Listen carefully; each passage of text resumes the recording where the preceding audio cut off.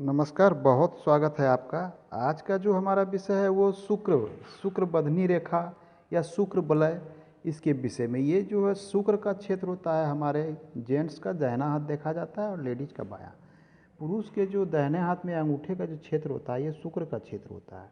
इस पे बनने वाले वलय का मतलब होता है ऐसे अर्धचंद्राकार गोला। जैसे मान लीजिए किसी के ये अंगूठे के जड़ के पास ऐसे निर्मित होता है। जड़ के पास तो एक रेखा सभी के हाथों में पाए जाते हैं, ये सबके हाथों में से शुक्र वलय जिसे कहते हैं। उसके बाद अगर कोई रेखा अगर इस क्षेत्र से निकल के इसे इस प्रकार से घेर लेती है तो इसे ही हम कहते हैं शुक्र वलय। तो इसमें देखने वाली बात ये होती है कि ये रेखा निकलती कहाँ से है और ये इस प्रकार से घेरती है या क्या होती है। उसके बाद इसके विषय में निर्णय लिया जाता है कि इसका फल क्या होगा, इस पर जीवन पे क्या प्रभाव पड़ता है, जिसको लोग आधा चांद भी बोलते हैं।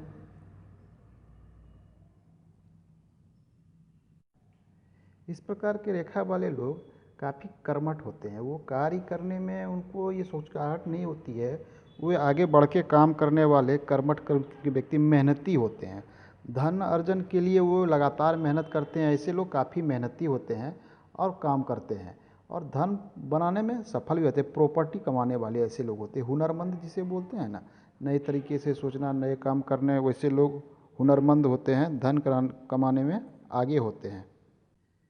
इसी में एक परिस्थिति बनती है इस प्रकार, जब दूसरी रेखा इस बीच में अगर दो रेखा यहाँ स्पष्ट रूप से इस प्रकार, ऐसे व्यक्ति ये क्या उसे कहते हैं कंजूस किस्म के होते हैं। ऐसे व्यक्ति जो है धन को खर्च नहीं करते, यहाँ तक कि वो अपने खाने, रहने और कपड़े और परिवारों से भी धन को बचा के रखना चाहते हैं। वो चाहते हैं कि उनका धन, ऐसे लोगों का धन जो है एक तरह से व्यर्थ चला जाता है।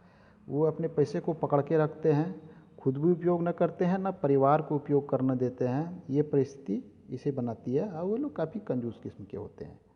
इसी में आने परिस्थिति होती है, ये मंगल क्षेत्र होता है हमारा। ये मंगल क्षेत्र से निकल कर इस प्रकार से अगर घेरा बनावी रेखा स्पष्ट हो, ये शुक्र वलय रेखा है। ऐसे रेखा के विषय में क्या है, ऐसे लोग जो है एक तरह से क्या बोलते हैं, अपनी घर वाली बोले तो पत्नी, धर्म पत्नी अर्धांगिनी की बातों को मानने वाले होते हैं। वो उनके प्यारे होते हैं, वो उनकी हर बात को मानते हैं।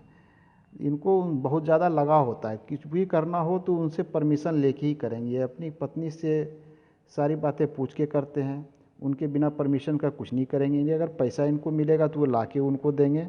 इनके लिए सब कुछ इनकी जो है पत्नी ही होती है।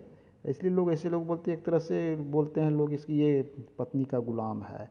लोग बोल देते हैं, मजाक उड़ाते हैं, लेकिन ऐसे लोग जो है सच में अपनी पत्नी की ही बात को मानते हैं, सब कुछ उसी को समझते हैं। कुछ भी करेंगे तो वो अपनी पत्नी से पूछ कर करेंगे, उसके लिए ही करेंगे, बाकी चीज़ों से इनको मतलब नहीं होता है।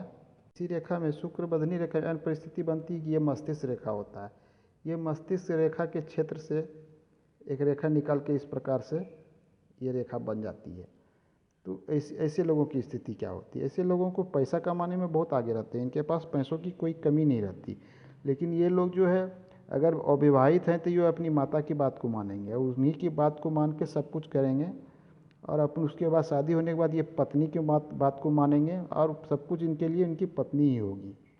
ऐसी रेखा अगर महिलाओं के हाथ में है होता है तो वो अच्छा कहा जाता है, वो अपने घर परिवार की बातों को मानती है, अपने पति की बातों को मानती है। लेकिन पुरुष के हाथ में ऐसा रेखा अच्छा नहीं कहा जा सकता है, ये समाज के लिए अच्छा नहीं होता है।